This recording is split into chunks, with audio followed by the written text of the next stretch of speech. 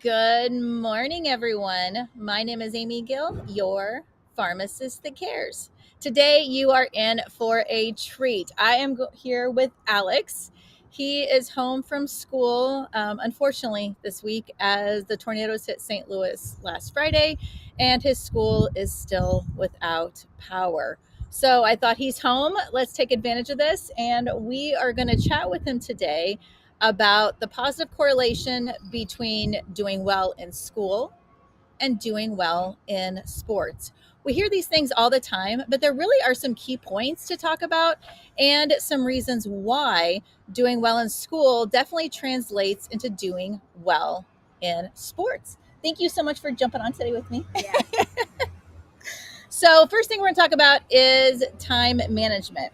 So, how would you say you have to manage your time in school and in sports? You have to stay focused and just do your homework and keep watching the play that's going on and just that's it. So it's so important not to procrastinate, right? So, like you said, do your homework because what if something fun comes up later and you have a friend call and said, let's go do this? Well, if you don't have your homework done, you're not going to be able to go do those things, right? So it's important that we get those things done. We do them 110% and we don't procrastinate. Same thing when it comes to your sports training, right? You don't want to put off the things like exercising, eating well, all those things that go into performing well. You have to have good time management to fit every one of those things in, right? So staying focused. You already touched a little bit about that. So what about school? How would you say about staying focused in school? Uh, you just pay attention to the teacher and just do on the test. So taking good notes in Yeah. school, because if you're paying attention to the teacher, you're taking good notes, you'll be ready for the test. You'll have all this material. You don't want to miss something good that they're going to tell you that you might need, right? So what about staying focused when it comes to hockey?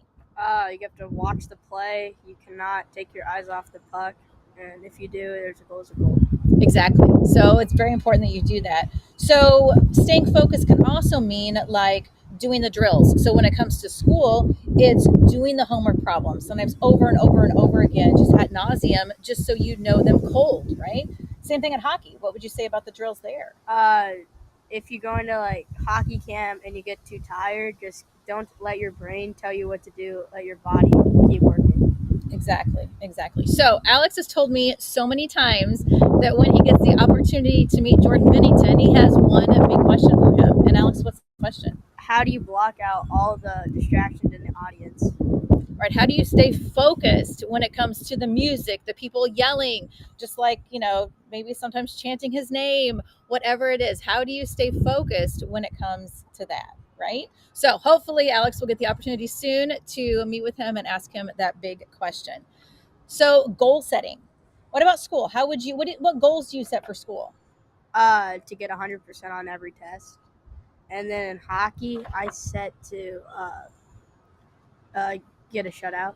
So a shutout means obviously no goals go in. So those are two big goals. So it's 100% on both. So straight A's and hockey shutouts. So important. So both school and sports provide structure. They're going to have rules, expectations, consequences. So in school, what about following the rules there? What's going to happen if you're doing things that you're not supposed to be doing? What's going to happen? You'll get in trouble or you won't do well on the test. Exactly. So the consequences can be either getting in trouble, or maybe if you don't get caught and you're not following the rules, right, you're not going to do well on the test because you're going to miss something the teacher told you, right? What about hockey? Let's say you're not following the rules there. What happens there? You get ejected or get suspended for a couple games. Right. Or if you are a player, what can happen? You're going to take a trip where? To the penalty box. To the penalty box, right? So in Alex's case, being a goalie, you don't take a trip to the penalty box, but what happens if you as a goalie do something that's going to be a penalty? The coach picks a random player off the bench and puts him in the penalty box for 2 minutes or a matter of the time that I made the penalty for. So how happy is that player going to be with you or the coach or anybody else? Not too happy, right? Because somebody else has to serve what he did. So important that we follow those rules, because we know if you break the rules, they all have consequences. So both of these things really are big for character development. They're going to help with perseverance, responsibility, teamwork. So in school, you were selected last year to be on student council. So that was a huge leadership role, right? What kind of things did you do with student council? We wrote notes to each one of the teachers, and we just wrote them thank you notes for how much they've done for us. And you worked on green projects around Yeah. school because they're very green. They work on composting and recycling, all these kind of little things that you guys did that make big impacts. So that's just showing what a leader he is. And on the ice, as a goalie, you're a big leader, right? We don't have a captain at this age. So they kind of look to you, right? To be that one that keeps them all together. Final Hmm? Final defenseman. Final defenseman, yes, yes. As the goalie, you are the final defenseman. And that is so important to be that leader out there and to set that example for the tone, right? I mean, when a goal goes in, does it help if you whack your stick on the goal and break it? No, no. Who does that help? No one. And it sets a bad example. So you shake it off, you skate away, and you keep going, right? So leadership and accountability are huge. So how would you say accountability at school? What would you talk about that? About always being there. Sure. Yeah, you always have to show up to practices, or in your case, school, and never be late for school, and don't skip school. Right. So don't just play sick, don't play hooky. And obviously, you want to show up to those practices because what's that going to do? That's going to be huge to help with how you're going to play and how you're going to perform, right?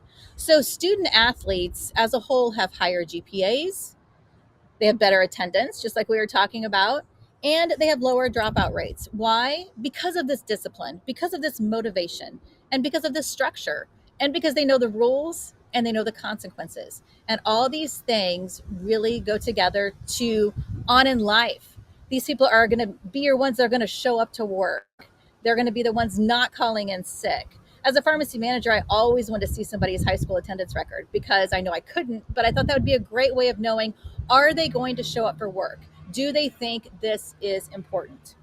Because you can either have excuses or results, but you can't have both.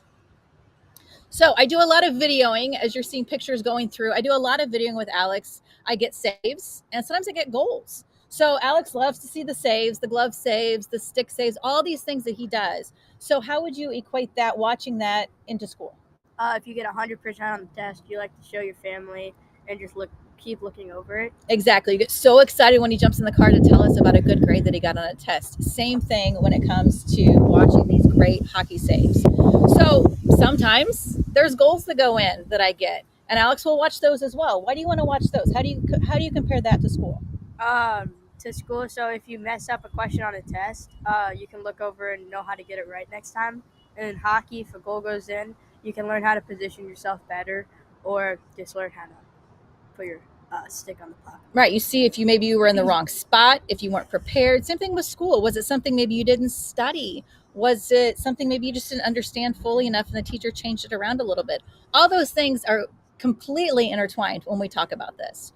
So as we finish up, I'd love Alex to give us just a little bit of advice when it comes to school and when it comes to sports. Stay focused, go to practice, and don't skip school and study. So those things really go together. So staying focused, working on your goal setting, so important, and such great goals. And Alex is very motivated when it comes to both. Like I said, this is day 4 of being home. We were supposed to have a test on Monday in science, and we haven't had that yet. So every day we keep going over it. Every day we keep working on these things because why? You have to stay prepared, right? Mm-hmm. Because we never know we're going to get that call that school's going to be, and we want to make sure that we haven't procrastinated and we are ready for those tests and all those projects coming up.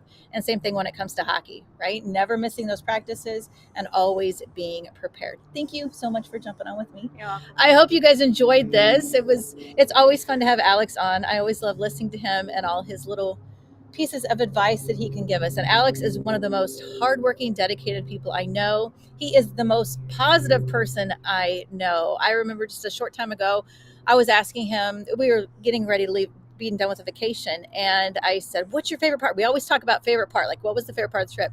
And Alex looks at me and he goes, I loved it all. He goes, Mom, I just love life. And I think if we could all just love life and love people a little bit more, things would be so much better. So thank you again. Yeah.